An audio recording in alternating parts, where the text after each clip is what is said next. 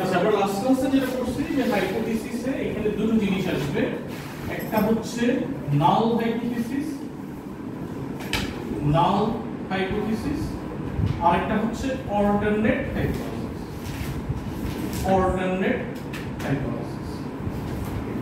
নাল hypothesis কি denote করে? H0, alternate hypothesis হচ্ছে H1। আর এগুলোর প্যারামিটারগুলো কি ছিল? প্যারামিটারগুলো হচ্ছে either probability or mean. Probability বা মিন যেটা দিয়েই হোক না কেন সেটাই এটা প্যারামিটার। নাল হাইপোথিসিস কি জিনিস? তাই সেটা শুনতে হবে, যেটা ফার্স্ট ক্লাসে পড়ো নাই। নাল হাইপোথিসিস কি জিনিস? যেটা আসলে ট্রুলি দেওয়া আছে, ক্লেম করা হচ্ছে, সেটা হচ্ছে নাল হাইপোথিসিস। আর যেটা আমরা কোনো কিছু একটা এটার বিরুদ্ধে আর্গিউ করতেছি, দেন সেটা হচ্ছে অল্টারনেট হাইপোথিসিস। তারপরে এখানে আরো একটা জিনিস ছিল, সেটা হচ্ছে সিগনিফিকেন্স লেভেল। এই সিগনিফিকেন্স লেভেলটা কি? যে কত পার্সেন্ট বা প্রবাবিলিটি কত উপরে হলে আমরা এটাকে অ্যাকসেপ্ট করব বা রিজেক্ট করব, সেটা হচ্ছে সিগনিফিকেন্স লেভেল। নরমালি সিগনিফিকেন্স লেভেলটা 5% দিয়ে সাধারণত ম্যাচ গুলো করা হয়, কিন্তু এটা 10%, 20% যে কোনো কিছু হতে পারে, এটা ডিপেন্ড করবে তোমার উপরে। লাস্ট ক্লাসে আমরা বাইনোমিয়াল ডিস্ট্রিবিউশন দিয়ে কিছু एग्जांपल দেখছি। এখানে সবকিছুই কিন্তু প্রবাবিলিটি বের করতে হয়। প্রবাবিলিটি বের করার জন্য আমরা ডিস্ট্রিবিউশন গুলো শিখছি, binomial distribution, Poisson distribution, normal distribution. আর নরমাল ডিস্ট্রিবিউশন এখানে কিন্তু डायरेक्टली আমরা করতেছি না, এখানে বাইনোমিয়াল থেকে নরমালি চলে যাচ্ছে, দ্যাট মিন্স এখানে এটা চেঞ্জ হয়ে যাবে নরমাল অ্যাপ্রক্সিমেশন। লাস্ট ক্লাসে ছিল অনলি বাইনোমিয়াল এর एग्जांपल, আজকে আমরা আরেকটা एग्जांपल দেখি যেটা অ্যাকচুয়ালি নরমাল ডিস্ট্রিবিউশনে শিফট হবে। ফার্স্ট কোশ্চেন একটু বলি, একটা एग्जांपल কোশ্চেন এটা। Era is elected club president with the support of 52% of the club members. Support of 52%, মানে probability যদি আমরা কনসিডার করি তাহলে এটা কত আসবে? 0.52. 1 year later, the club members claim that Era does not have as much support anymore. আচ্ছা, তাহলে এখানে হাইপোথিসিস যেহেতু বলা হচ্ছে, তাহলে এখানে নাল হাইপোথিসিস কি হবে, অল্টারনেট হাইপোথিসিসটা কি হবে? নালটা হচ্ছে কি, যেটা অলরেডি দেওয়া আছে। তাহলে এখানে নাল হাইপোথিসিস যদি আমি কনসিডার করি, এটা H0, তাহলে সেটা কত? সেটা হচ্ছে 0.52। তাহলে অল্টারনেট হাইপোথিসিসটা কি হবে?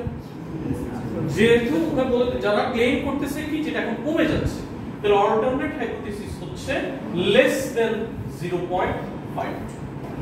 এটা তো বুঝতেই পারছেন।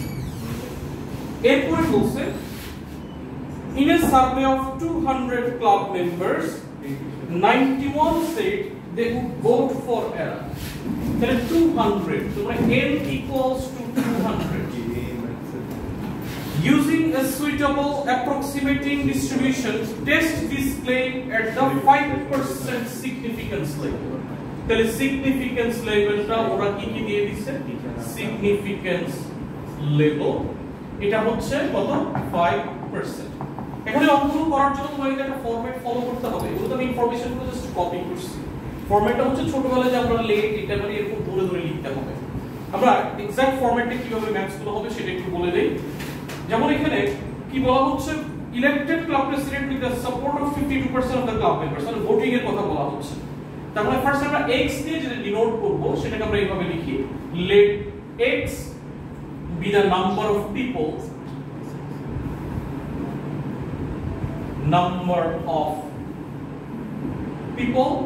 who would vote for Era. তোমাকে কিন্তু এগুলো একটু লিখে করতে হবে, who would vote for Era। না হয় তুমি x দিয়ে কাকে ডিনোট করছো, তাহলে x হচ্ছে নাম্বার অফ পিপল যারা এরার জন্য ভোট দিবে। এরপর হচ্ছে এই ইনফরমেশন অনুযায়ী আমাদের অ্যাকচুয়ালি প্রবাবিলিটি বের করতে হবে। প্রবাবিলিটি যে বের করব সেটা নিশ্চয়ই কোনো একটা ডিস্ট্রিবিউশনে যাচ্ছে।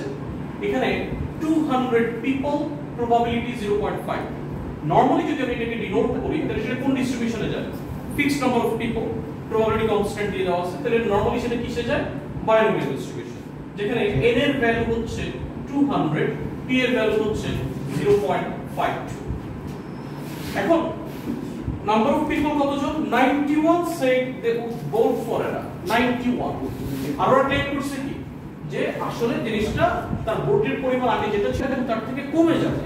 তাহলে এখন কি হবে অ্যাকচুয়ালি আমাকে বের করতে হবে p of x less than or equals to 91 তাহলে 91 থেকে কম 200 পিপলের মধ্যে কি বাইনোমিয়াল ডিস্ট্রিবিউশন দিয়ে করা সম্ভব বাইনোমিয়াল ডিস্ট্রিবিউশন দিয়ে করা সম্ভব হয় করা সম্ভব না তাহলে বাইনোমিয়াল ডিস্ট্রিবিউশন কিসে শিফট হয়ে যাবে একটা অ্যাপ্রক্সিমেশন তো যাবে কিসে যাবে নরমালে যাবে তাহলে নরমাল ডিস্ট্রিবিউশনে যদি শিফট হয় তাহলে এটা নরমাল অ্যাপ্রক্সিমেশনে যাবে মানে নরমাল ডিস্ট্রিবিউশনে যাওয়ার জন্য সেক্ষেত্রে আমাদের কি করতে হবে ল্যামডা বের করতে হবে সরি ল্যামডা তো আমাদের এর জন্য পয়েসন ডিস্ট্রিবিউশনের জন্য আমাদের এখানে মিন কে রিপ্রেজেন্ট করব আমরা মিউ দিয়ে এটা নরমাল ডিস্ট্রিবিউশন মিউ বের করতে হবে মিউ মানে কত আসবে a * p 200 into 0.52 R variance কি আসবে সিগমা স্কয়ার কত আসবে 200 into 0.52 into q q মানে কত 1 - 0.52 কত আসবে 0.48 সো দুইটার आंसर একটু বের করো একটু ক্যালকুলেট করে দুইটার आंसर বের করো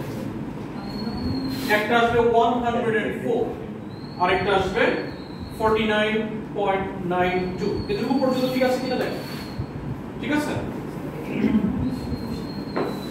হ্যাঁ নরমাল ডিস্ট্রিবিউশন শিফট হবে কারণ বাইনোমিয়াল থেকে তুমি তো অত বড় ভ্যালু বের করতে পারবে না তাহলে নরমাল ডিস্ট্রিবিউশন দিয়ে করতে হবে তার মানে এটা শিফট হবে নরমাল অ্যাপ্রক্সিমেশন আর নরমাল যদি করতে হয় সেটাতে কি লাগবে মিন আর ভ্যারিয়েন্স লাগবে দ্যাট মিন্স এই জিনিসটা এখন কিসে শিফট হয়ে গেল নরমাল ডিস্ট্রিবিউশনে যেখানে মিন হচ্ছে 104 ভ্যারিয়েন্স হচ্ছে 49.92 আর বের করতে হবে less than or equals to 91 তাহলে less than or equals to যদি 91 বের করি তাহলে জিনিসটাকে কি করতে হবে ফার্স্ট এ যেটা অ্যাপ্রক্সিমেশন কন্টিনিউটি কারেকশনের কথাটা ভুলে গেলে কিন্তু হবে না এটা মাস্ট কন্টিনিউটি কারেকশন করে নিতে হবে তাহলে জিনিসটা কি হবে y less than or equals to কি হবে আপার বাউন্ড করতে হবে কিন্তু কারণ লেস দ্যান থাকলে lower bound less than equals to মানে আপার বাউন্ড তাহলে 91.5 তাহলে এবার এটাকে z এ কনভার্ট করে নিয়ে আসি z 91.5 মাইনাস মিনটা কত 104 divided by sigma মানে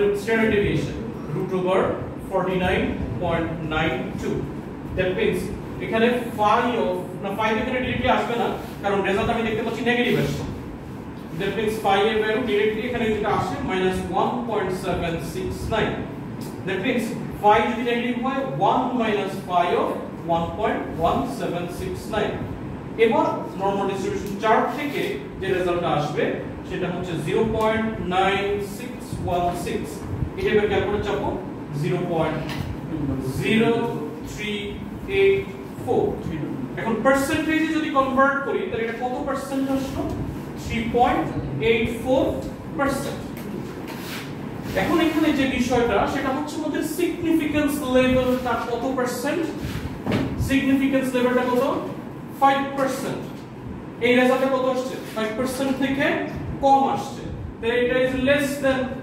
5% যদি লেস দ্যান হয় তাহলে কি বলছিলাম আমরা লেস দ্যান হলে নাল হাইপোথিসিস কি অ্যাকসেপ্ট করবে না রিজেক্ট করবে গ্রেটার দ্যান হলে নাল হাইপোথিসিস কি হবে ভাই গ্রেট অ্যাকসেপ্ট করবে আর লেস দ্যান হলে নাল হাইপোথিসিস কে রিজেক্ট করবে তার মানে আমাদের এখানে এখন কি হবে যেহেতু less than so null hypothesis is rejected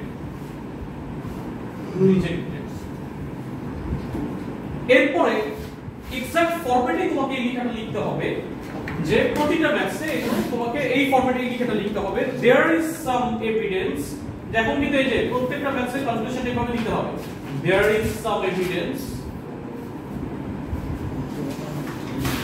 to suggest that error does not have as much as support as used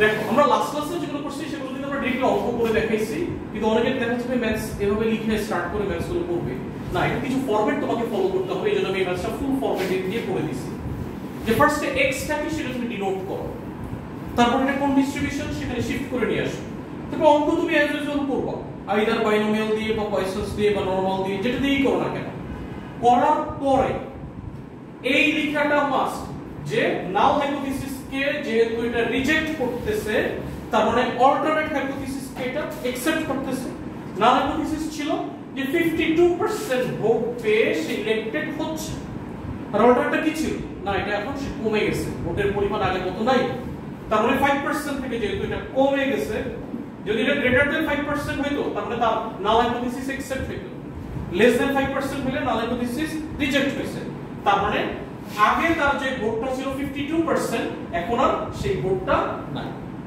এভাবে কিন্তু লিখতে হবে ওকে এই যে there is some evidence to suggest that এভাবে লিখতে হবে ওকে এখন কি জিনিসটা বুঝতে পারছো তারপরে তাই যে ক্লাসটা করো নাই তারপর আমি শর্টে একটু বলে দেই তুমি নরমালি আগে কি করবা যে ডিস্ট্রিবিউশন গুলো শিখছো সেটা দিয়ে প্রবাবিলিটি বের করবা করার পরে সিগনিফিকেন্স লেভেলটার দিকে জাস্ট তাকাবা যদি সিগনিফিকেন্স লেভেলটাকে ওভারকাম করে গ্রেটার দেন হয় তাহলে সেটা হচ্ছে নাল হাইপোথিসিস অ্যাকসেপ্টেড আর যদি লেস দেন হয় তাহলে নাল হাইপোথিসিস রিজেক্টেড তারপরে তোমাকে এই কনক্লুশনটা এইভাবে লিখতে হবে there is some evidence to show that ওকে এইভাবে লিখতে হবে তার মানে আমরা আরেকটা অঙ্ক একটু দেখাবো